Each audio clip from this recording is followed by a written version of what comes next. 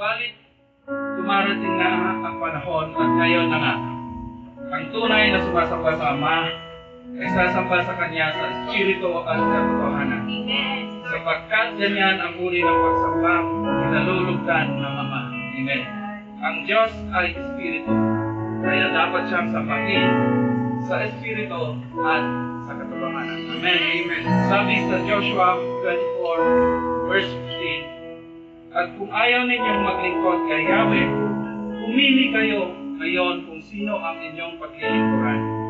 Ang mga Diyos na pinaglilingkuran ang inyong mga ninuno sa Mesopotamia, ang Diyos ng mga Amoreyo na sinasamba dito sa lupaing inyong tinitirahan. Ngunit para sa akin at sa aking sambayanan, kay Yahweh kami maglilingkod. Amen.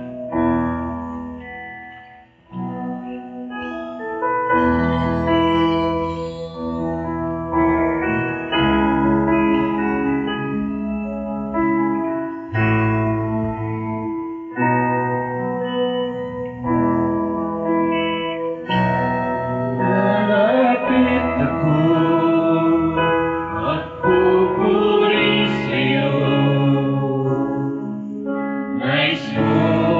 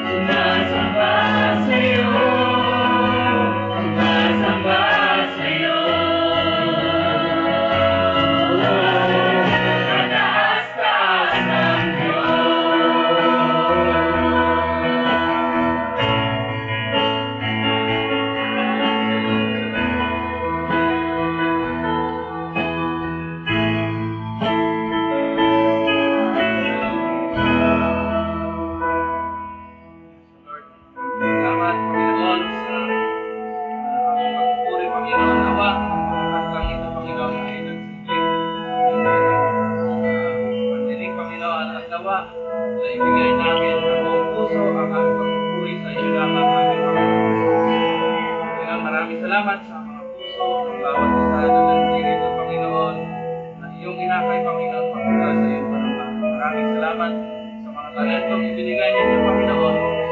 Pagkapat kami mahina, Panginoon, ikaw ang aming kalakasan, Panginoon. Maraming salamat, Panginoon. At muli, mga kapatid, ating gamitin ang ating mga tinig para sambahin ang ating Panginoon Lord. Amen. Wagas kong papuri sa'yo ibibigay, wagas kong pasamba sa'yo naglalaan, buong puso, buong lakas, isip at kaluluwa, sumasamba sa'yo, taas-taas ang Diyos.